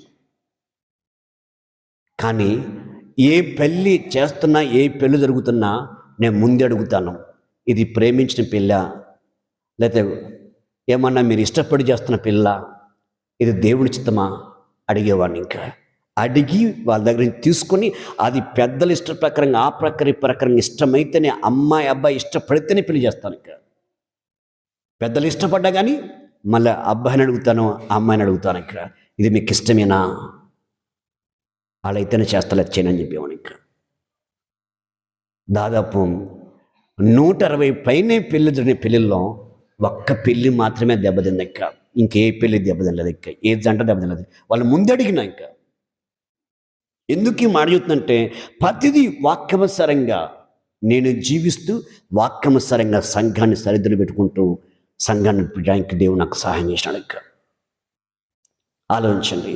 ఈరోజు దేవుని యొక్క మాటలు వింటున్నావు.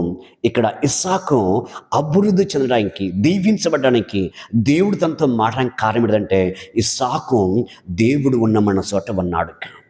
దేవుడు చెప్పింది చేసినాడు. ఇంకా అయ్యా ఈ దేశం కరువు వచ్చింది, అందరూ ఐగుప్తు దేశానికి వెళ్ళిపోతున్నారు, నేను పోతా అంటే లేదు ఇస్సాకు, నేను ఉన్నమన్న చోటనే ఉండమన్నాడు. ఇంకా ఉన్నమైన చోట ఉండిన తర్వాత ఏం జరిగింది, భార్యకి అపాయం వచ్చింది.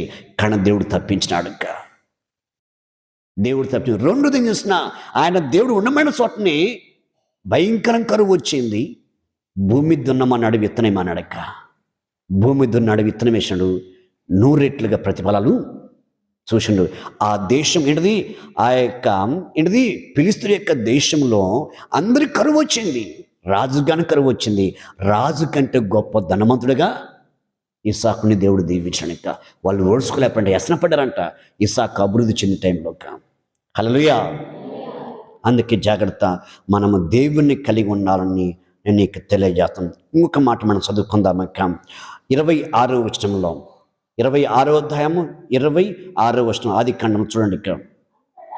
అంతటా అబీమెలెకును అతని స్నేహితులను అహాదును అతని సేనాధిపతి అయిన పీకోలను గెరారుల నుండి అతని వద్దకు వచ్చి, ఇస్సాకు మీరు నా మీద పగబెట్టి మీ వద్ద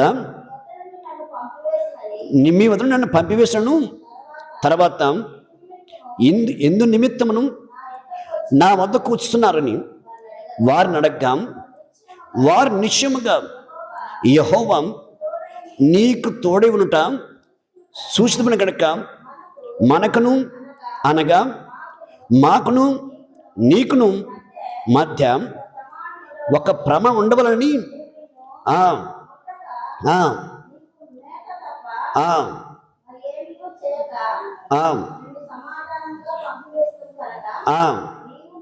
నీవును మా కిడి ఏమి చేయకున్నట్లును నీతో నిబంధన చేసుకున్నామని అనుకుంటేమి.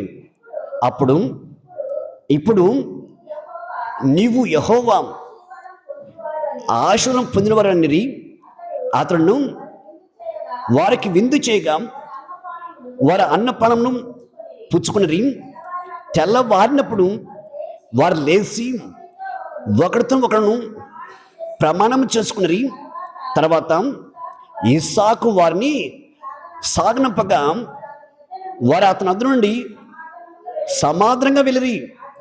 ఆ దినమందే ఇస్సాకు దాసును వచ్చి తమ తవ్విన బావిని గురించి అతనికి తెలియజేసి, మాకు నీటి కనబడి అని చెప్పిరి గనక దానికి షేబు అన్న పేరు పెట్టెను. కాబట్టి నేటి వరకును ఆ యొక్క ఊరి పేరు బేర్షెబాని యేషబు 40 సంవత్సరం అయినప్పుడును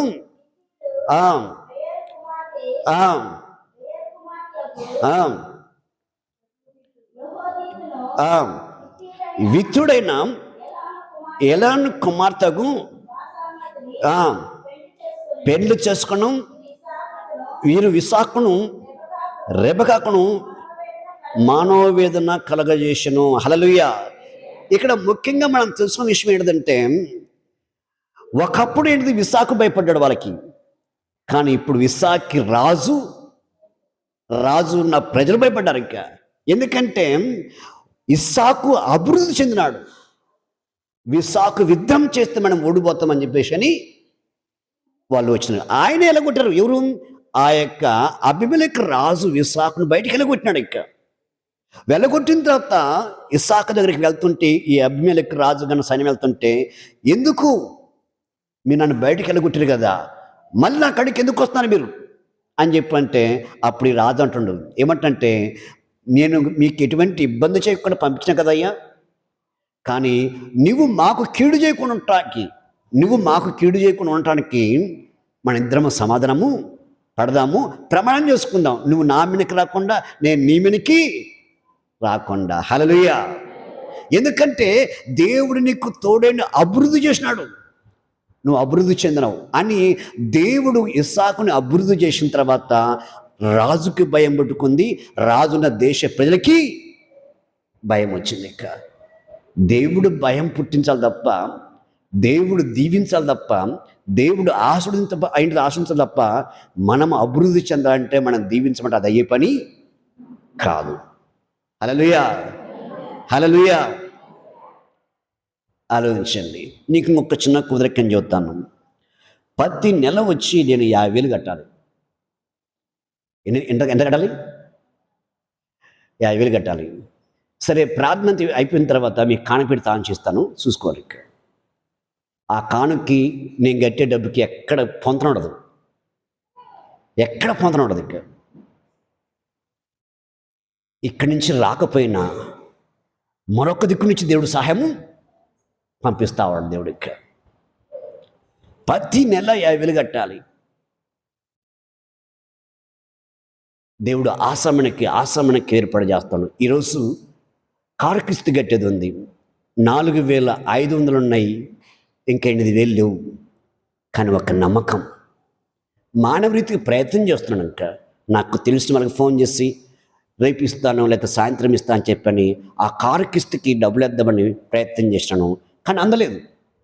కానీ నమ్మకం అయితే ఉంది, విశ్వాసం అయితే ఉంది. ఏదో పక్క నుంచి దేవుడు దారి ఆయన పని కోసం కారు కొన్నాను, ఆయన పనిలో వాడుతున్నాను. ఇప్పుడు ఆ కారును బట్టే కదా బాపట్ల దగ్గర పెట్టుబడి యొక్క పాలెం రేటుది, ఆ పెళ్ళికి వెళ్ళడానికి ఏంది, మన సంఘస్థులు వెళ్ళడానికి ఏంది. ఆమెకు భర్త లేడు.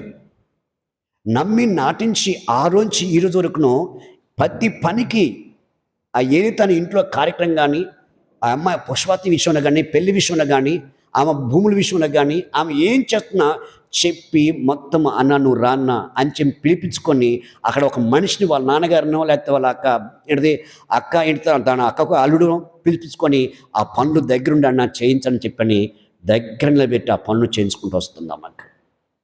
ఆమె ఒకటే అంది, నువ్వు దగ్గర ఉంటేనే పెళ్లి చేస్తాను, చేయగలను లేకపోతే చేయలేను అని చెప్పి అందుకు నా వల్ల గణపనన్నా ఇంత దూరం తీసుకొచ్చున్నాను, ఇంకా ముందుకు నన్ను అడుగు ముందుకు వేయించు అని చెప్పింది.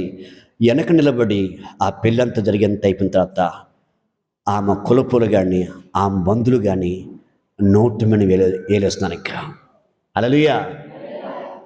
మొగుడు వచ్చినాడు, ఆమె భర్త వచ్చినాడు. అంటే 2 పెళ్ళి అయిపోయి 2 పెళ్ళి ఇడాకులు అయిపోయి వచ్చి నిలబడ్డాడు. ఇంకా ఆ పక్కన బంధువులను అడుగుతున్నాడంట, ఇక ఆ పాస్టర్గారితో నాకు పరిచయం చేయరా, ఆ పాస్టర్గారితో నాకు పరిచయం చేయరా, ఆ పాస్టర్గారితో నేను మాట్లాడతాను అని చెప్పని అక్కడ ఉన్న బంధువులతో మాట్లాడుతుంటా ఆమె భర్త. ఎందుకు నేను పరిచయం అయితే నాతో మాట్లాడితే చిన్నగా తన భార్య దగ్గరికి రావాలని ప్రయత్నం చేశాడు. ఇంకా కుదరదు అని చెప్పేసాడు. ఇంకా కుదరదని చెప్పిన ఇంకా కష్టకాలం మందు, బాధ కాలమందు, ఆమె ఏడుస్తున్న సమయంలో, శ్రమ కాలమందు, వేరే వ్యక్తులు ఏడిపిస్తున్న సమయంలో తనకు ఆదరణ లేనప్పుడు, ఏడుస్తూ ఉన్న టైంలో లేని ఆ టైంలో ఇప్పుడు దేవుడు అభివృద్ధి చేస్తే తన కాలం తను నిలబడి మొగవాళ్ళు నిలబడి పని నడిపిస్తున్నప్పుడు ఇప్పుడు ఎందుకు అవసరం, ఇప్పుడు అవసరము లేదు కదా అని చెప్పాక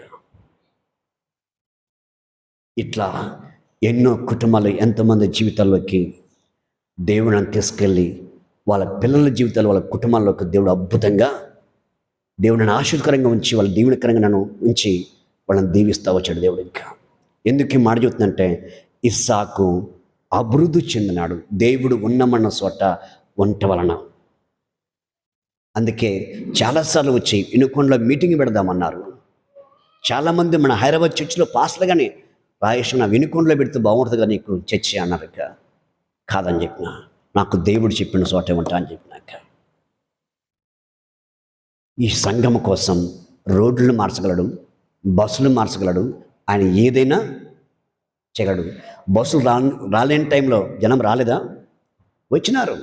బస్సులు ఉన్నప్పుడు వచ్చినారు అదే జనము, బస్సులు లేనప్పుడు కానీ అదే జనం వచ్చారు. ఇక్కడ ఆయన ఆకర్షిస్తేనే, ఆయన వాళ్ళని తీసుకొస్తేనే వస్తారు.